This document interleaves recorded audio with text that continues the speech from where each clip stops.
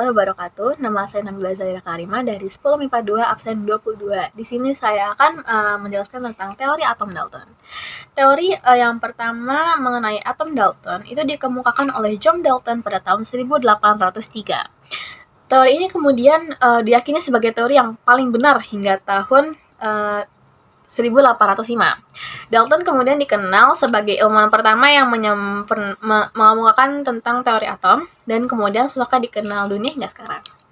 Dalton memiliki hipotesis atau mengenai model atau tampilan fisik yang berupa bola pejal seperti mirip bola dengan yang biasa digunakan dalam olahraga tolak peluru. Dalton juga menyampaikan bahwa teori bentuk fisik yang atom ini didasarkan pada beberapa hal, yaitu semua benda di dunia ini terbuat dari atom yang saling terikat atau terhubung satu sama lain. Atom-atom yang menyusun suatu benda, kemudian tidak dapat dipecah atau dibagi lagi menjadi partikel lebih kecil. Atom-atom juga tidak dapat diciptakan maupun dimusnahkan. Lalu atom-atom dari unsur tersebut juga identik dengan satu sama lain, sehingga membuat satu unsur berbeda dengan unsur lainnya. Lalu perubahan atau reaksi kimia. Ini merupakan suatu proses penggabungan atau pemisahan dari atom-atom yang tidak dapat dibagi atau dipisahkan lagi. Lalu teori atom yang dikemukakan oleh Dalton ini juga memiliki kelemahan, yaitu tidak dapat menjelaskan mengapa atom bisa mengantarkan arus listrik. Padahal kan memiliki bentuk bola pejal kan. Kelemahan ini membuat ilmuwan atau fisikawan ini untuk mencari celah-celah lagi untuk menyempurnakan teori tersebut. Fakta yang menunjukkan kelemahan teori ini dikemukakan oleh Dalton ini bisa mengantarkan arus listrik. Padahal kan jika Dalton menyatakan atom seperti bola pejal, maka bagaimana atom ini bisa menghantarkan arus listrik? Sebab bola pejal tidak akan bisa bergerak maupun bergesekan. Teori yang dikemukakan oleh Dalton ini kemudian bisa dipatahkan oleh ilmuwan lain yang bisa menjelaskan hal tersebut. Apalagi Dalton disebutkan dari beberapa sumber belum sempat meneliti partikel yang bisa mengantarkan arus listrik. Namun teori yang disampaikan berhasil dianut sampai ratusan tahun dan menjadi cikal bakal perkembangan teori yang berkaitan dengan atom. Sekian dari saya. Wassalamualaikum warahmatullahi wabarakatuh. Assalamualaikum, perkenalkan nama saya Yulia Cesa Ardila dari kelas 10 IPA 2 nomor absen 35.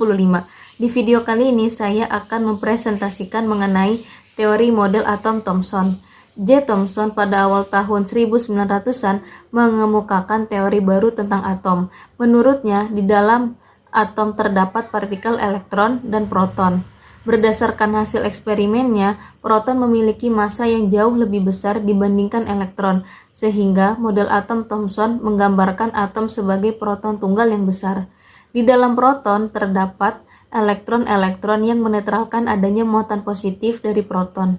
Menurut Thomson, atom terdiri dari suatu bulatan bermuatan positif dengan rapat, muatan yang merata. Di dalam muatan positif ini tersebar elektron dengan muatan negatif yang besarnya sama dengan muatan positif. Secara garis besar, teori atom Thomson adalah atom merupakan bola pejal yang bermuatan positif dan di dalamnya tersebar muatan negatif elektron. Secara sederhana, model atom Thomson dapat dianalogikan sebagai jambu biji yang telah dikelupas kulitnya. Biji jambu yang tersebar merata dimodelkan sebagai elektron dan daging jambu yang pejal dimodelkan sebagai proton. Kelebihan: membuktikan adanya partikel lain yang bermuatan negatif dalam atom, berarti atom bukan merupakan bagian terkecil dari suatu unsur. Dan kelemahannya adalah model Thomson ini tidak dapat menjelaskan susunan muatan positif dan negatif dalam bola atom tersebut. Atom Rutherford, penemu Ernest Rutherford 1911. Model Rutherford, dikenal pula sebagai model planet, adalah sebuah model atom yang ditemukan oleh Ernest Rutherford pada tahun 1911. Rutherford dalam analisisnya menyangkal model puding prime atom yang ditemukan oleh J. Thomson. Berdasarkan percobaan Geiger Marsden yang dilakukan pada tahun 1909. Pemodelan atom Rutherford yang baru tersebut berdasarkan pada hasil eksperimen yang mengatakan bahwa atom mempunyai inti yang merupakan pusat massa yang kemudian dinamakan nukleus, dengan dikelilingi awan elektron bermuatan negatif. Kelebihan model atom Rutherford terdiri atas 1. Mudah dipahami untuk menjelaskan struktur atom yang rumit. 2. Dapat menjelaskan bentuk lintasan elektron yang mengelilingi inti atom. 3. Dapat menggambarkan gerak elektron di sekitar inti. Kekurangan model atom Rutherford terdiri atas 1. Menurut hukum fisika klasik, elektron yang bergerak mengelilingi inti memancarkan energi dalam bentuk gelombang elektromagnetik. Akibatnya, lama-kelamaan elektron itu akan kehabisan energi dan akhirnya menempel pada inti.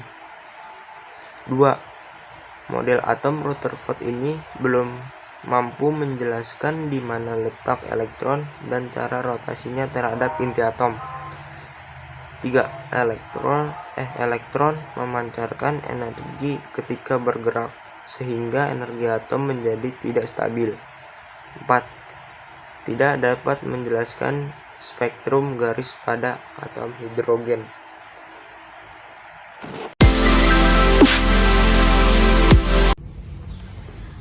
Halo, perkenalkan nama saya Agus Kendek dari kelas 10 MIPA 2. Di sini saya akan menjelaskan kepada teman-teman semua tentang teori atom Bohr yang saya ambil dari buku paket kita kelas 10 buku kimia yang ditulis oleh Sentot Budi Raharjo dan yang diterbitkan oleh 3 serangkai, dan beberapa juga saya ambil dari sumber-sumber lainnya. Yang pertama, mengapa disebut atom Bohr? Disebut atom Bohr karena ditemukan oleh seorang ahli fisika dari Denmark yang bernama Niels Bohr. Dia adalah ilmuwan pertama yang mengembangkan teori struktur atom pada 1913. Kemudian saya akan memperlihatkan contoh atom Bohr yang sudah saya buat. Nah, ini teman-teman contoh atom Bohr yang sudah saya buat. Di sini saya akan menjelaskan ini adalah inti atom subkulit dengan elektron-elektron. Pada inti atom ini terdapat muatan positif dan tidak bermuatan.